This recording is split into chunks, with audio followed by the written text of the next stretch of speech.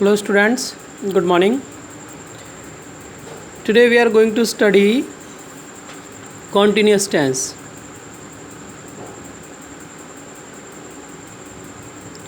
Continuous tense में आपको पता होना चाहिए कि कॉन्टीन्यूस टेंस पास्ट में होता है। हम पास्ट कॉन्टीन्यूस टेंस कर रहे हैं।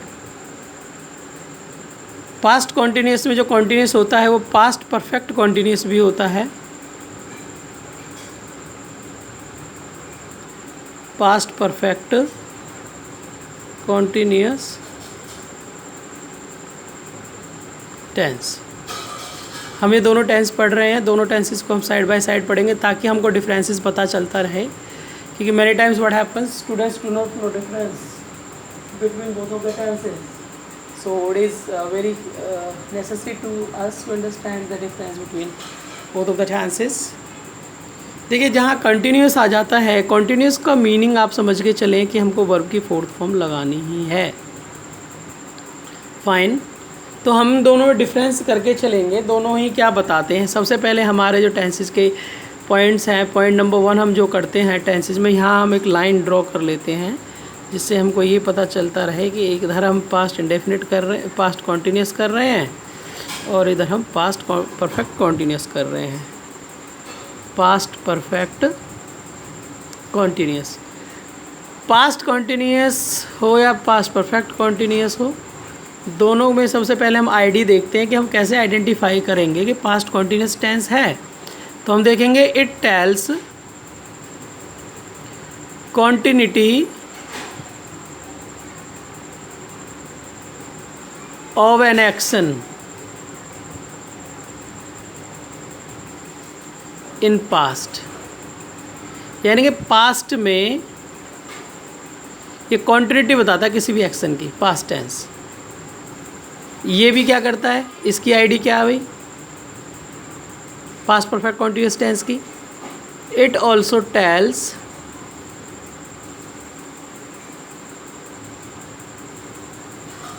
continuity ऑफ एन एक्शन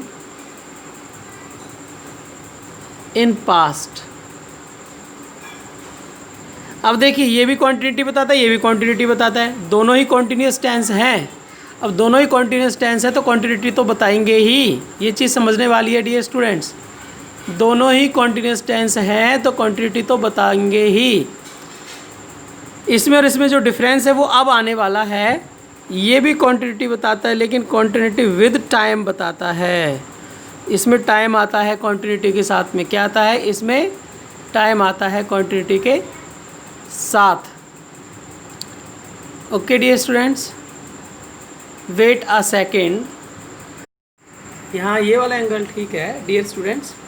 तो यहाँ हमने डिफरेंस समझना है। ये पास्ट कॉन्टिन्यूस टेंस क्या करता है, continuity of an action in past, और it tells quantity of an action in past with time. इसमें टाइम आएगा, इसमें टाइम नहीं आएगा। दोनों का डिफरेंस हमें ये समझना है।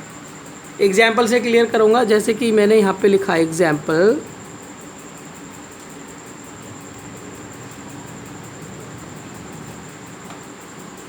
She was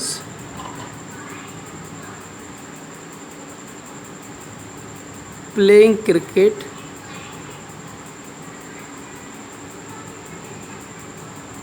in the ground.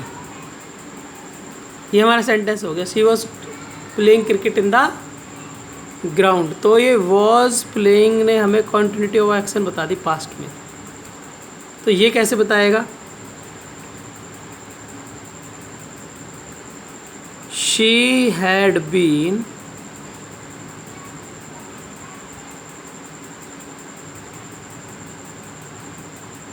Playing cricket in the ground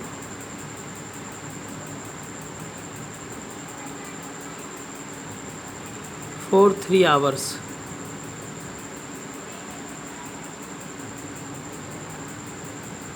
for 3 hours। अब यहाँ देखिए, यहाँ for 3 hours क्या आ गया, टाइम आ गया।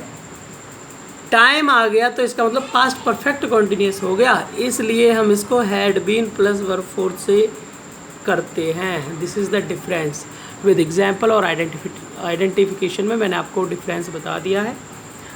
आपको समझ में आ जाना चाहिए।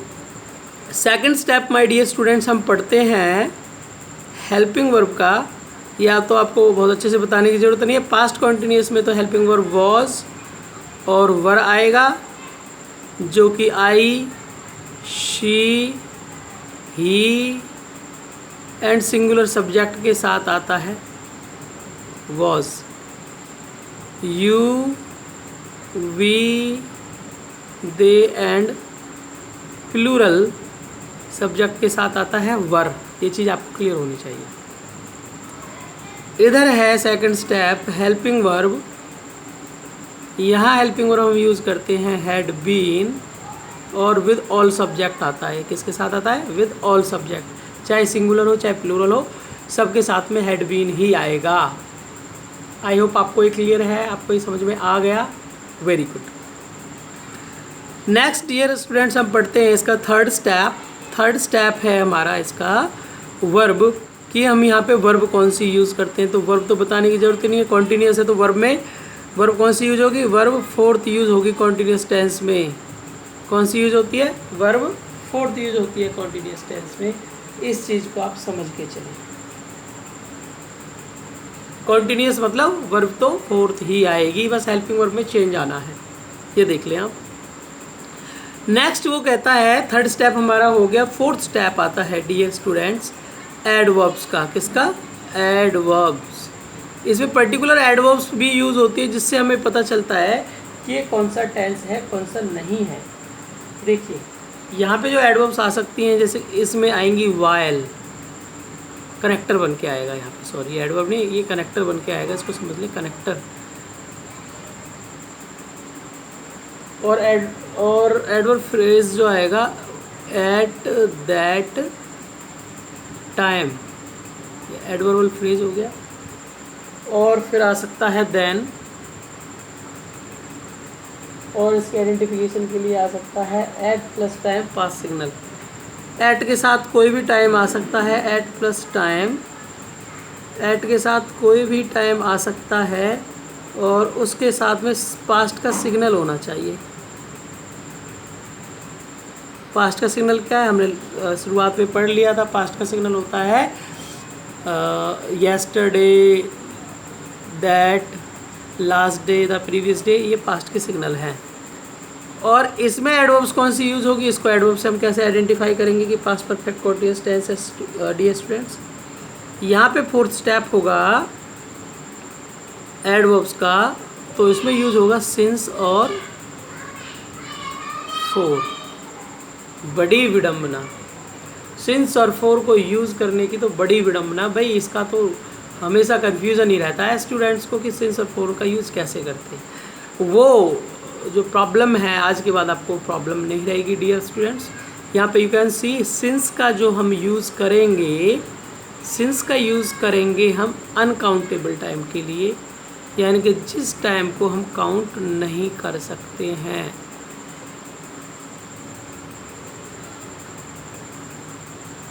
पहली बात, या तो आप उसको अनकाउंटेबल के नाम से समझ लें, या दूसरी बात आप उसको नेम ऑफ टाइम से समझ लें। किससे समझ लें? Name of time. Name of time, point of time, period of time बताने की ज़रूरत नहीं है, आप इससे ही समझ जाओगे। नेम ऑफ टाइम में जैसे कि क्या आता है? नेम ऑफ टाइम हो गया भाई, अभी टाइम कितना हो रहा है? अभी टाइम है 11 past 5 PM। सिंस आएगा, नेम ऑफ टाइम है कि नहीं? आज डे कौन सा है भाई? आज डे है आई होप फ्राइडे, तो नेम ऑफ टाइम है ना। फ्राइडे किसको बोलते हैं? टाइम, डे, डे क्या है? टाइम ही तो है, वो डे के नाम को बोलते हैं। 25 जनवरी, ये भी क्या है? नेम है। इवनिंग नेम है एक टाइम का। भाई हर टाइम को थोड़ी ना इवनिंग कह सकते हैं, जो जिस समय होगा उसी समय बोलेंगे, नेम है। मॉर्निंग नेम है। इस साल का नेम क्या है? ये जो साल चल रही है 2020, नेम है ना ये। नेम है, तो इस वजह से हम इसके साथ किसका यूज़ करेंगे, सिंस। और फोर का यूज़, फोर को समझ लें आप, और इनको हम काउंट भी नहीं करते, कभी करते हैं 11-5 को काउंट करते हैं, 11-5-1, 11-5-2, 11-5-3, ऐसे नहीं करते। फ्राइडे को भी काउंट नहीं करते, 1 फ्राइडे, 2 फ्राइडे, 3 फ्राइडे, ऐसे नहीं करते हैं। तो अब फोर का यूज़ होगा काउंटेबल के लिए, किसके लिए, काउंटेबल टाइम के लिए। आपको मैं क्लियर कर दूंगा, या फिर आप उसको बोल सकते हैं नंबर ऑफ टाइम। क्या, नंबर ऑफ टाइम के लिए हम इसका यूज़ करते हैं। एग्जाम्पल से देखते हैं, एग्जाम्पल है हमारे पास में, जैसे कि नंबर ऑफ टाइम, इसका ही ले लेते हैं। ये क्या, 11-5 टाइम का नेम है। आवर्स की अगर हम बात करें, 3 आवर्स, ये टाइम का नेम थोड़ी, हम ये थोड़ी बता दें कि 3 आवर्स बज रहे हैं, टाइम का नेम थोड़ी है। हम क्या कहते हैं, 11-5, 10-5, 10-30 और 10:30, 12:25, 12:15, ऐसे बोलते हैं। तो that is the name of time. लेकिन अगर हम उस टाइम को काउंट करें, तो काउंट करेंगे तो हम आवर्स में काउंट करते हैं, मिनट्स में काउंट करते हैं। 3 आवर्स, 5 मिनट्स, हम इनमें काउंट करते हैं उनको। और अगर हम बात करें डे, ये डे है, 7 डेज, तो काउंट कर रहे हैं ना हम इसको, नंबर है ना, ये नंबर ही तो है ना। और अगर हम इसकी बात करें 25 जनवरी, तो ये भी डेट हो गया। अगर 4 मंथ्स कहें हम, तो काउंट कर लिया, मॉर्निंग इवनिंग को काउंट। अगर हम बोले 3 इवनिंग्स, तो काउंट कर लिया ना, कितनी इवनिंग की बात करें, 3 इवनिंग की। ये क्या, ईयर है। अगर हम बात करें 5 ईयर्स, हमने काउंट कर लिया 1 मंथ, हमने काउंट कर लिया। जब हमने काउंट कर लिया और ये नंबर हम बता रहे हैं, तो इसका मतलब 4 का यूज़ करेंगे। एक और मोटी सी बात मैं आपको बता दूं कि जिस टाइम के पीछे एस आ रहा होता है तो काउंटेबल होता है। उस टाइम के जिस टाइम के पीछे एस आएगा, इसका मतलब वो 4 उसके लिए यूज़ होगा। लेकिन यहाँ पे देखिए, आपने यहाँ पे 1 मंथ लिखा हुआ है, यहाँ पे तो एस नहीं आ रहा भाई, 1 मंथ के साथ थोड़ी आता, 1 तो आ रहा है, काउंट तो कर रहे हैं हम इसको। तो इसलिए डियर स्टूडेंट्स, सिंस और 4 को हम ऐसे ऐसे यूज़ करते हैं। आई होप ये आपको समझ में आ गया होगा और आपको कोई इसमें डाउट नहीं होगा। एडवर्ब इसकी ये हैं, एडवर्ब पास्ट कॉन्टीन्यूस टेंस की ये हैं, पास्ट परफेक्ट कॉन्टीन्यूस टेंस की एडवर्ब ये है। पास्ट परफेक्ट कॉन्टीन्यूस और पास्ट कॉन्टीन्यूस दोनों टेंसेस में क्या डिफरेंस होते हैं, उन डिफरेंसेस को मैं आपको साइड बाय साइड क्लियर करते हुए जा रहा हूँ। और आई होप आपको इसमें कोई प्रॉब्लम नहीं होनी चाहिए। If you have any kind of problem, you can make me call, you can send any message, you can write down in comment. I will reading the comment, I will sort out your problem. अब हम आगे चलते हैं dear students. 5th जो हमारा step है, 5th step है हमारा, हम 5th स्टेप पे आ जाते हैं। 5th स्टेप है हमारा रूल्स। रूल्स में कोई चेंजिंग नहीं है, रूल्स दोनों के सेम हैं। रूल्स क्या है भाई, अगर सिंपल सेंटेंस की अगर हम बात करें, सिंपल सेंटेंस का रूल क्या है, सिंपल सेंटेंस का रूल है सब्जेक्ट, 1 सेकेंड, सिंपल सेंटेंस का रूल क्या है, subject plus helping verb plus verb fourth है इसमें, plus object plus other word कुछ होंगे तो वो आ जाएंगे। अब यहाँ देखिए, सब्जेक्ट हमें अपनी तरफ से लगाना है। मान के चलो हमने पास्ट कॉन्टीन्यूस का कोई सेंटेंस लिखना है या लिखा हुआ आ गया, तो उसको हम कैसे पहचानेंगे। सब्जेक्ट हम कोई भी लगा सकते हैं, कोई भी सब्जेक्ट लिखा हुआ आएगा। जैसे सपोज दैट यहाँ पे सब्जेक्ट आ गया माय ब्रदर, क्या सब्जेक्ट आ गया, माय ब्रदर। उसके बाद पास्ट कॉन्टीन्यूस में हम लिख रहे हैं, तो हेल्पिंग और पास्ट कॉन्टीन्यूस में क्या आएगा। अभी हमने सेकंड स्टेप हेल्पिंग वर्ब पढ़ा था, पास्ट कॉन्टीन्यूस में हेल्पिंग वर्ब होता है वॉज या वर। माई के साथ हम क्या लगाएंगे, वॉज लगाएंगे या वर लगाएंगे? ऑब्वियस सी बात है, सिंगुलर है, सिंगुलर के साथ में हम वॉज लगाएंगे। एक और बात मैं आपके लिए इंटरेस्टिंग सी बता दूं, जिन हेल्पिंग वर्ब्स में पीछे एस आता है, जैसे हैज़ में, इज़ में, वॉज में, उनको हम सिंगुलर के साथ लगाएंगे। आई बात समझ में? गुड। अब हमको क्या लिखना है, वर्ब फोर्थ, या क्या लिखा हुआ आएगा सेंटेंस में, या क्या हमको लिखना पड़ेगा, वो उसको हमने समझना है। इसके बाद वर्ब फोर्थ लगा दो, कुछ भी, कोई भी वर्ब फोर्थ लगा दो।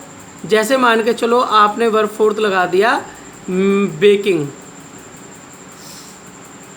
बेक का मतलब क्या होता है, पकाना होता है, पकाना होता है ना, तो हमने बेकिंग। अब बेक क्या कर रहे हैं भाई, क्या पका रहे हैं? सपोज दैट आपने लिख दिया बेकिंग कुकीज़।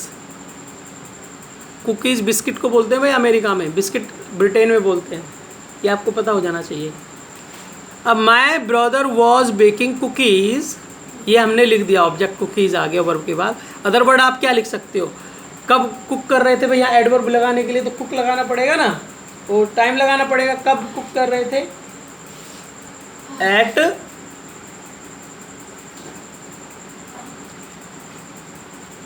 7:30 AM yesterday। अब देखिए स्टूडेंट, बड़े मज़े की बात, जो येस्टरडे है ये तो हमें पास्ट बता रहा है, पास्ट होना चाहिए, और ये एट प्लस टाइम आ रहा है, एट प्लस टाइम आ गया। टाइम ने हमें कॉन्टिन्यूटी ऑफ एक्शन बता दी, येस्टरडे ने हमें पास्ट बता दिया। पास्ट ये हो गया, कॉन्टिन्यूस ये हो गया, तो पास्ट कॉन्टिन्यूस टेंस हो गया, ठीक। इसलिए पास्ट कॉन्टिन्यूस टेंस हो गया, तो हमने वॉज वर्ब फोर्थ का यूज़ किया है। आई होप आपको ये समझ में आ जाना चाहिए। नेक्स्ट हम डिफरेंस के साथ पढ़ रहे हैं, तो पास्ट परफेक्ट कॉन्टिन्यूस टेंस को पढ़ेंगे। पास्ट परफेक्ट कॉन्टिन्यूस टेंस में क्या करना है, सब्जेक्ट हम कोई भी लगा देंगे। सपोज दैट हमने लगा दिया कोई भी सब्जेक्ट लगा दिया एडेप्ट-ज़्यूडबिन।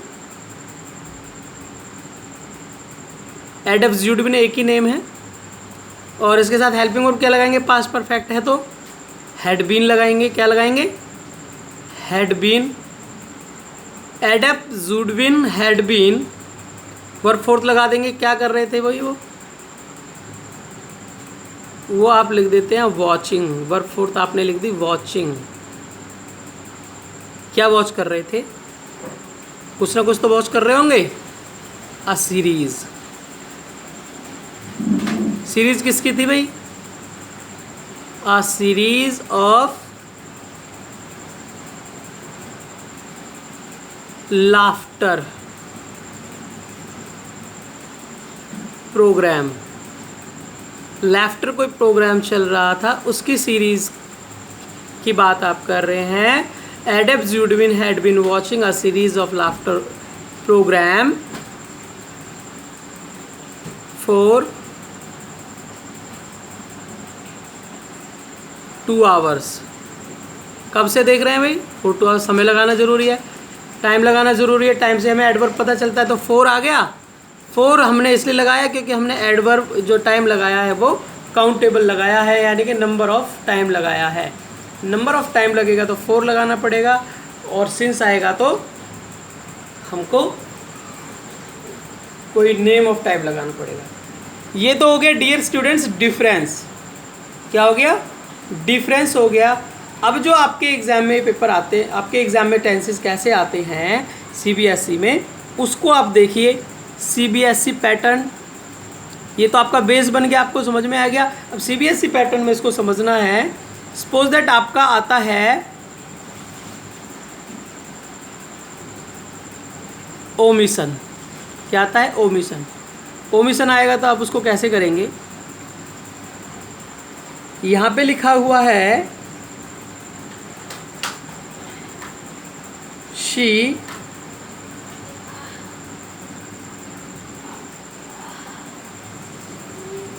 Playing football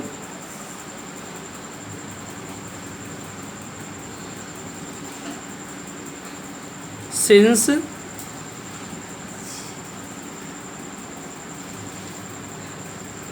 last morning.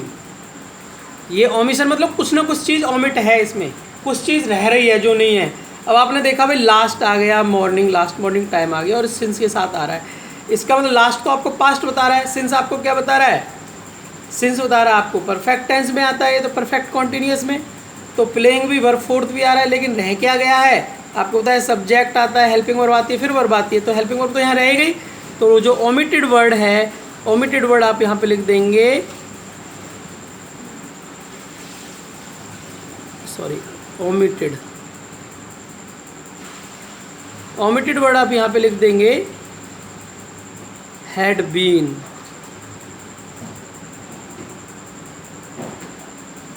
Had been omitted है ना। एक और मैं आपको बताता हूँ, सपोज दैट मैंने यहाँ पे लिखा सिमरन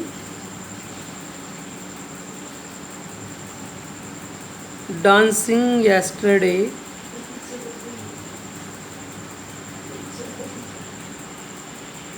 at 8 PM in a programme. ये आ गया। ऐसे देखिए क्या ओमिशन है भाई, क्या ओमिशन है भाई। ओमिशन जो वर्ब के बहुत कम आते हैं, नहीं तो ओमिशन मॉडल्स के आएंगे और उसके आएंगे, एडवर्ब्स के भी आ जाते हैं, प्रीपोजिशन के आते हैं, मॉडल्स के आते हैं और आपके हेल्पिंग वर्ब्स के आते हैं, जिनको आप प्राइमरी ऑक्सिलरी बोलते हैं और सेकेंडरी ऑक्सिलरी मॉडल्स को बोलते हैं, ऐसे के आते हैं। तो आपने देखा ये पास्ट है, येस्टरडे, सॉरी ये कॉन्टिन्यूटी बताता है हमें, येस्टरडे आ रहा है, पास्ट बता रहा है, तो इसका मतलब पास्ट कॉन्टिन्यूस टेंस है। तो यहाँ पे ओमिटेड वर्ड कौन सा हो गया, तो ओमिटेड वर्ड यहाँ पे आपका जो आंसर आना चाहिए वो है, हाँ आपका आंसर वॉज डांसिंग जब लिखोगे तो ही तो कंप्लीट होगा। Very good. अब देखते हैं कि इनमें इन्हीं सेंटेंसेस में आपका एरर फाइंड आउट करना कैसे आता है। एरर को कैसे फाइंड आउट करोगे आप। एरर को फाइंड आउट करने के लिए सपोज दैट यहाँ पे सेंटेंस लिखा हुआ है Mrs Jacqueline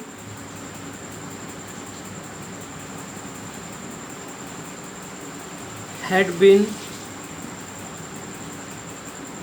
writing a letter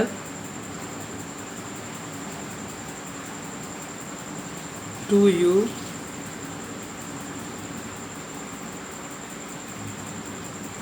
last month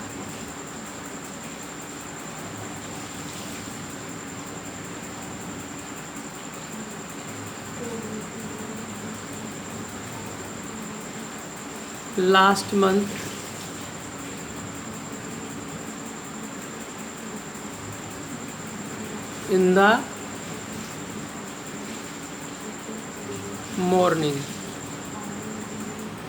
अब ये सेंटेंस है, Mrs Jacqueline had been writing a letter to you last month in the morning.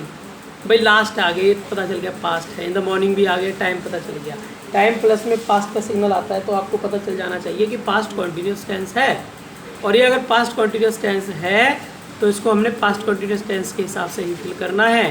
तो हमने तो पास्ट परफेक्ट के हिसाब से फिल कर दिया, तो इसमें एरर आ गया, ये आपका एरर है।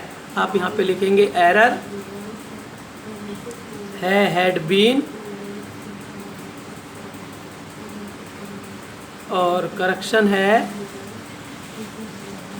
बहुत बेसिक मैं आपको समझा रहा हूँ, बहुत बेसिकली करेक्शन यहाँ पे आ जाएगा आपका वॉज, यानी कि इसकी जगह पर ये आएगा।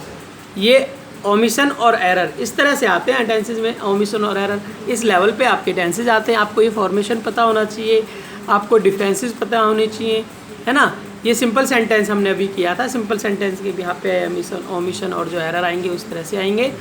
उसके बाद डियर स्टूडेंट्स हम चलते हैं नेगेटिव सेंटेंस पे।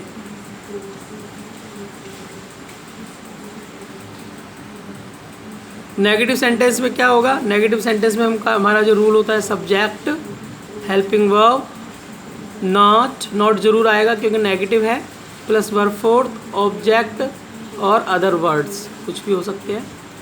यहाँ हमने सब्जेक्ट कुछ भी आ सकता है, जैसे सपोज दैट यहाँ पे लिखा mister been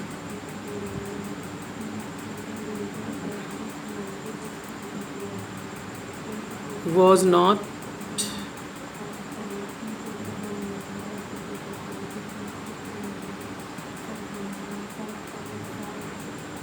paying his bill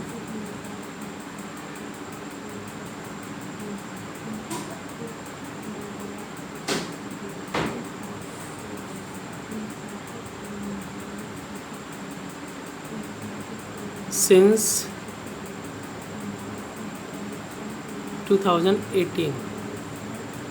देखिए भाई, नेगेटिव सेंटेंस तो ये है, इस तरह से सेंटेंस आएगा नेगेटिव जिसमें नॉट होगा।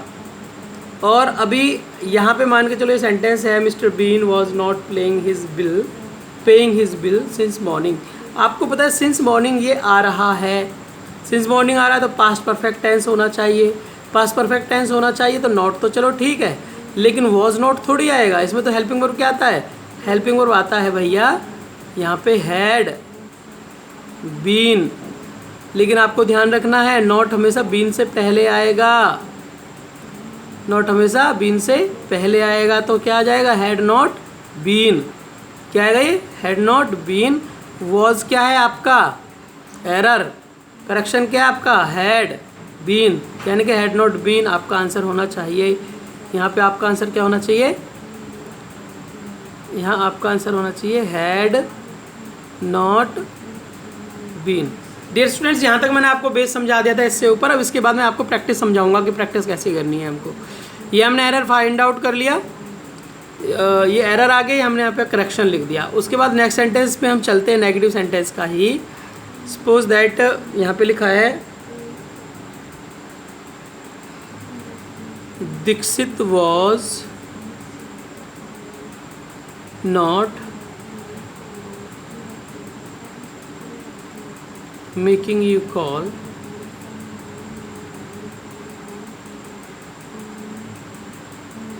Last night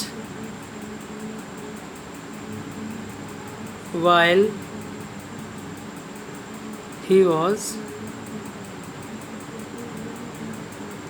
not doing any work। इस तरीके का सेंटेंस हुआ, मान के चलो ये। तो डियर स्टूडेंट्स, यहाँ पे आप देखिए वाइल आ रहा है, वाइल वॉज नॉट डूइंग, यानी कि वाइल के साथ पर पास्ट कॉन्टिन्यूस आ गया, लास्ट आ गया, पास्ट आ गया, समय आ गया, वाइल समय और ये पास्ट आ गया। तो वॉज नॉट मेकिंग एरर है क्या, ये एरर नहीं है, तो इस पे कोई भी एरर नहीं है, तो ये सेंटेंस आपका ठीक है। ऐसे एक सेंटेंस और बताऊंगा जिसमें आपको एरर फाइंड आउट करना है।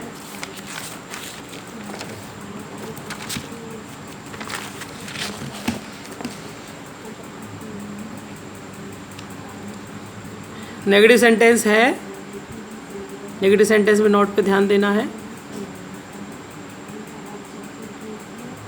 Sachin had not been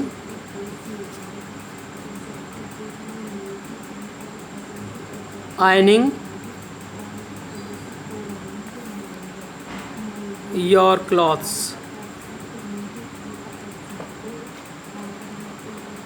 had not been ironing your clothes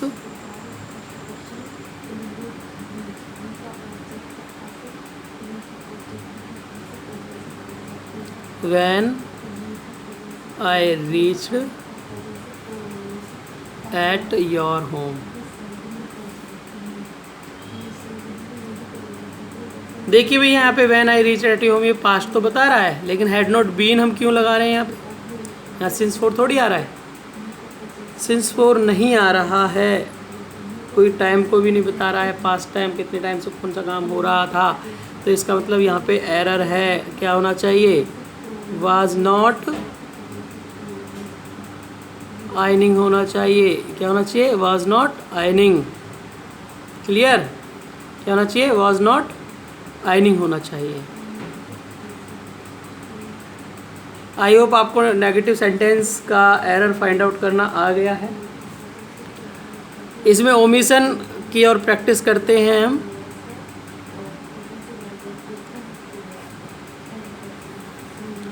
omission देखिए डियर स्टूडेंट्स, ओमिशन आएगा तो वो भी नेगेटिव सेम उसकी तरह ही आएगा।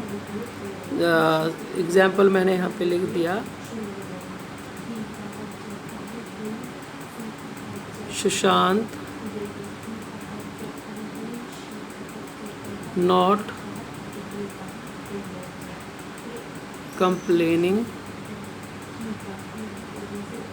Against his exploitation.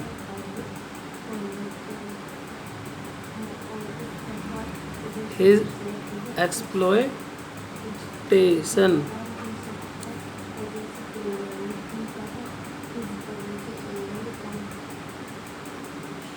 ये हो गया, ये सेंटेंस है, ये फास्ट में लिख दिया। और इस सेंटेंस में Sushant not complaining against his exploitation before his death. Before his death का इसका मतलब कि पास्ट आ गया, इसने हमें पास्ट बता दिया। और सुशांत नॉट कंप्लेनिंग तो पास्ट है, ये कंप्लेनिंग आ रहा तो कॉन्टीन्यूस है, तो पास्ट कॉन्टीन्यूस में हम क्या कर रहे हैं, सब्जेक्ट, सब्जेक्ट बाद हेल्पिंग वर्ब आता है। ओमिट क्या रह गया, वॉज नॉट कंप्लेनिंग आपका आंसर होना चाहिए। वाज है मेन आंसर, तो वॉज नॉट कंप्लेनिंग इसका proper sentence, was not complaining इसका प्रॉपर सेंटेंस बन जाता है। आपको ही समझ में आना चाहिए। I hope you should not have any problem for this. उसके बाद डियर स्टूडेंट हम इसके इंटरोगेटिव सेंटेंस पे चलेंगे।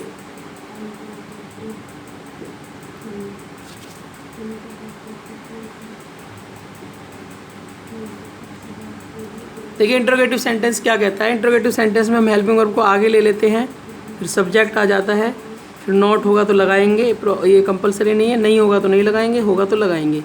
फिर ऑब्जेक्ट आ जाता है, फिर अदर वर्ड आ जाते हैं, फिर क्वेश्चन मार्क ज़रूर आता है। अब यहाँ पे हेल्पिंग वर्ब देखिए आप,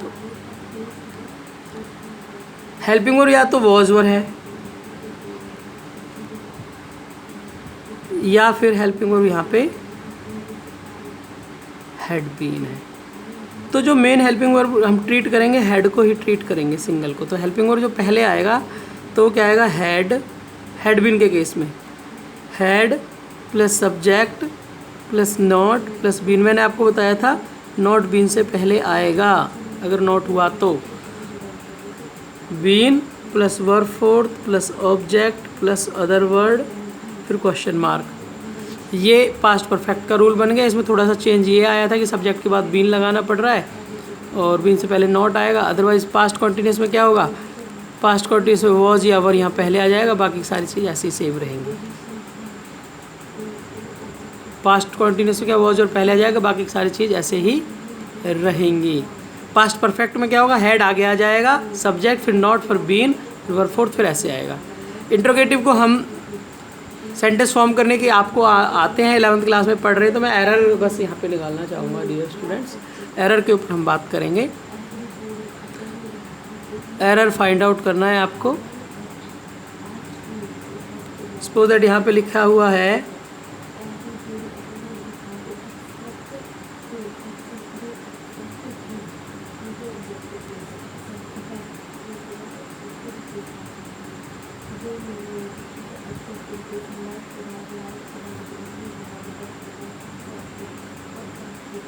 ये लिखा हुआ है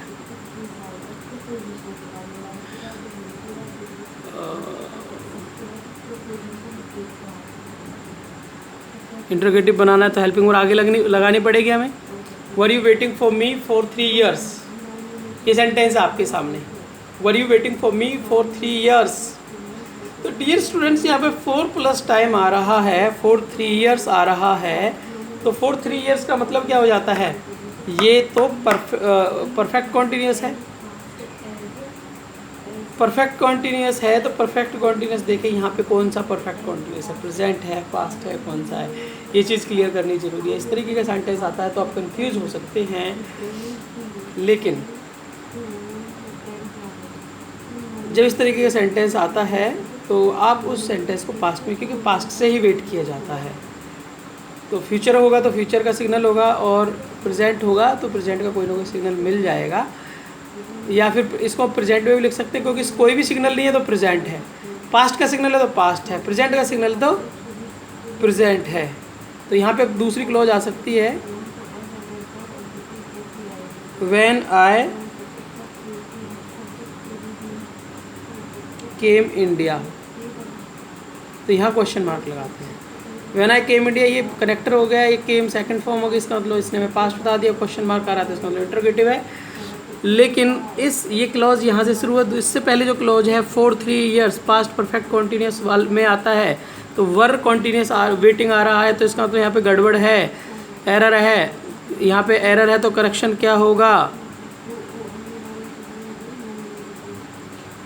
करेक्शन होगा यहाँ पे हैड यू बीन, क्योंकि आपको पता है हैड आएगा, फिर सब्जेक्ट आएगा, फिर नॉट होगा तो आएगा नहीं, तो फिर बीन आएगा, बीन फिर आएगा वेटिंग। ये इस तरह से आगे का सेंटेंस पूरा आ जाएगा, इस तरह से बनेगा। तो हैड यू वेटिंग, तो यहाँ पे एरर ये आ गया, हैड वर एरर था और इसका करेक्शन हमने हैड कर दिया इस तरह से। इसी को ओमिशन में समझ सकते हैं आप, omission.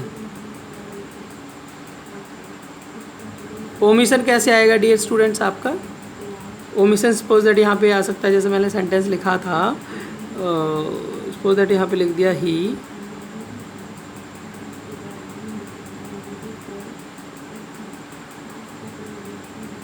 Preparing his exam since 2015 at the time he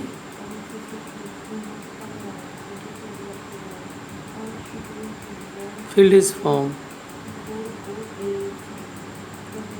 he field his form, यानी कि वर्ब सेकंड आ गया, पास्ट बता दिया, पास्ट पता चल गया, तो इसका मतलब पास्ट का ही है पूरा सेंटेंस।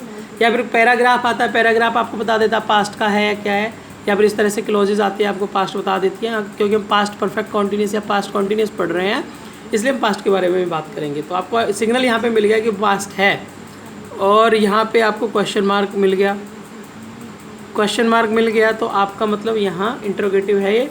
और इंटरोगेटिव से पहले, इंटरोगेटिव वाले सेंटेंस में हेल्प सब्जेक्ट से पहले हेल्पिंग वर्ब आती है। तो सिंस प्लस ये आ रहा है, since plus 2015, since plus year का नेम आ रहा है, तो इसका मतलब ये परफेक्ट कॉन्टीन्यूस है। तो डियर स्टूडेंट्स यहाँ पे एरर क्या आएगा, ओमिशन क्या होगा, had he been, had he been. तो यहाँ पे एरर है आपका हैड, और सॉरी ओमिशन है आपका हैड और बीन, तो आप इसको हैड ही बीन ऐसे करके लिख सकते हैं। ये आपका ओमिशन है जो यहाँ पे रह गया था, जो इनको लिखना चाहिए था, जो आपके इस सेंटेंस में आना चाहिए था। इस तरह से डियर स्टूडेंट्स ओमिशन को फाइंड आउट करते हैं, इस तरह से करेक्शन को फाइंड आउट करते हैं। और इस क्लास को बिल्कुल भी लाइटली ना लें, क्योंकि माय डियर स्टूडेंट्स इस क्लास, ये वाली जो क्लास मैं आपको करवा रहा हूँ, ये वाली क्लास आपको इंटरनेट पे कहीं पे भी नहीं मिलेगी। इसलिए इस क्लास को आपको बहुत ही अटेंशन पे करके समझना है। और इसके बाद हम चलते हैं, जो इंटरोगेटिव सेंटेंस होगा, इंटरोगेटिव सेंटेंस में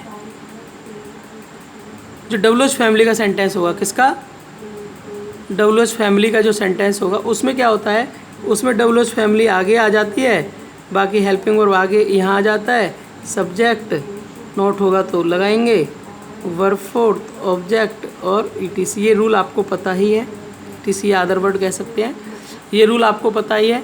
इसी तरह से इसमें भी ओमिशन आएगा, हेल्पिंग वर्ब का, हेल्पिंग वर्ब का ही ओमिशन आएगा, और किसी को ओमिशन आना नहीं है, इसको भी आप कैसे कर सकते हैं, ठीक।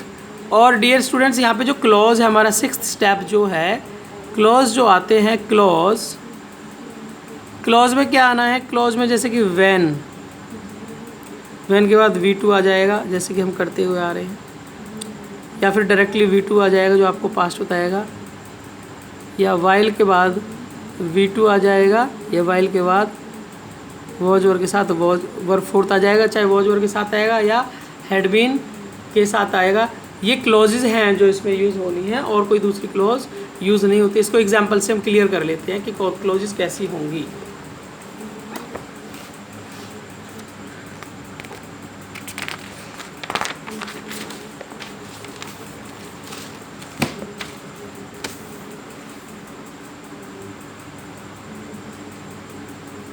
क्लॉज की हम बात कर रहे थे, पास्ट कंटिन्यूअस टेंस में क्लॉज कैसे होगी।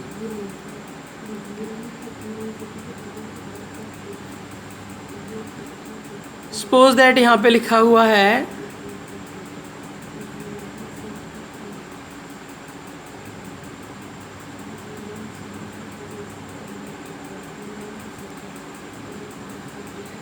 शी हैड बीन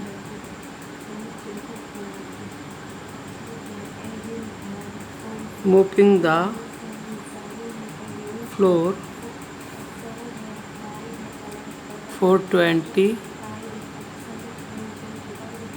या for 20 लिख देते, for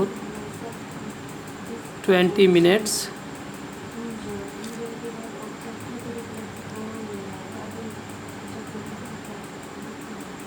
when I went at his home, यानी कि जब मैं उसके घर पे गया तो उस इतने टाइम से वो काम कर रही थी।